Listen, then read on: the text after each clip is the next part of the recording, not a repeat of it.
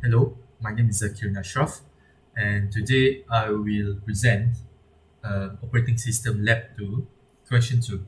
So for question 2, referring to figure 2, which is this tree diagram of 5 processes, we have to write a full program that will create 5 processes for original, clone 1, clone 2, clone 3, and clone 4.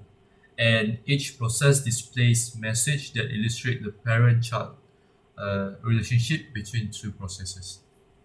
So the first one is process original, which will print an output as follows. I am the parent.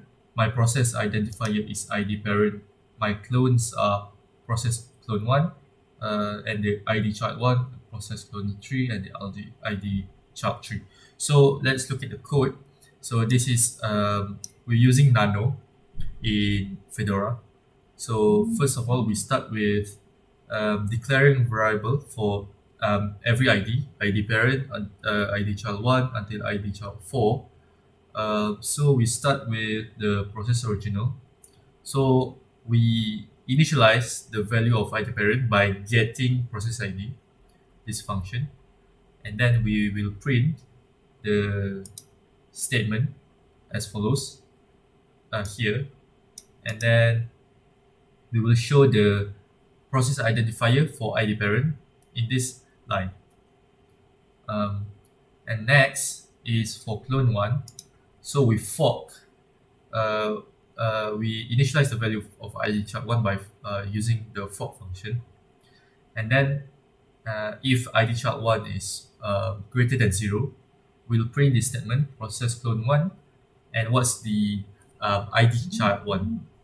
And then for the next line, process clone 3 is similar with the previous statement.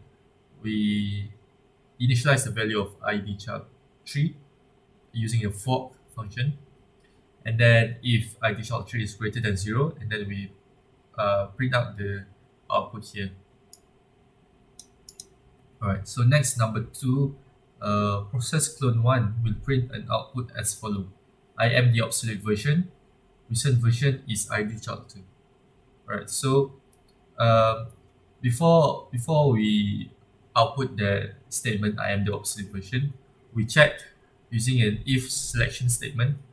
If ID child 1 is equal to 0 and ID child 3 is not equal to 0, and then we will use the fork function to give value of ID child 2, and if ID child 2 is greater than 0, we'll print the statement as follow. I am the obsolete version and recent version is ID child 2. So that's all for my part. Next, Brendan will continue with number 3 and the output. Thank you. Alright, my name is Brendan and I'm going to explain questions of Lab 2, which is the second question, part 3. Part 3 requires us to process clone 4, which will print the following message of I am the most sophisticated clone. Process identifier of my parent is the value of the child 3. So basically, if you refer to the figure 2, the clone 4 is the child value that's created from the parent, but its parent, which is the clone 3. So as you can see in the coding in the Fedora terminal, the process will begin from the call child 3. Child 3 will be calling a fork process, and it's going to print out the value of child 3. So eventually the process of child 3 will be equivalent to 0, and which is going to keep the first if statement false, and it's going to check for the second one.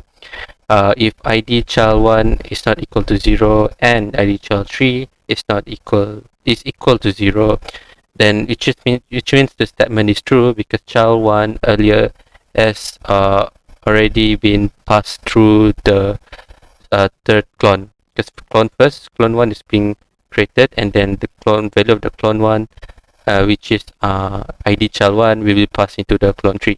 Okay, so which means that ID child 1 is not going to be equal to 0. Right. So ID child 4, after that, is going to process. Child 4 will initiate a fork process, and this is where the clone 4 will be created. And if it's being created, then the ID child 4 should be 0, and it's going to print out the outputs. So since the output requires us to get the value of of its parent, which is clone tree, so we're going to call the value of the child ID child tree from the program. So I'm going to demonstrate the output. Right. So let me just clear this, and then we're going to compile first our program just now. Okay, so now we're going to execute the output. Okay. Right. So yeah.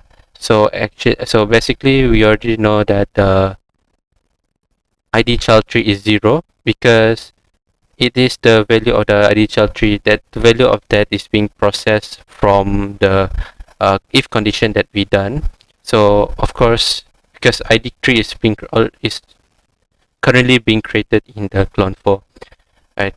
So I think that's all for the question 2. So basically, the process begins with a process identifier. We give the value of 2482 and 2482, which means that thing is being created, and this is process clone 1. Nothing is being created yet, and clone 3, and then this is clone 2. Obsolete version, recent version is 2487.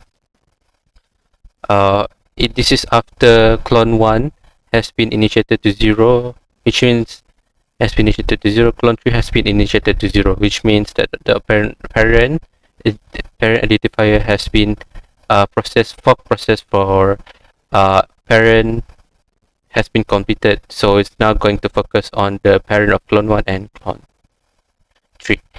Right. So logically, the process identifier for child 3 should be 0 in order for us to get the output for the most sophisticated clone, which is the clone 4.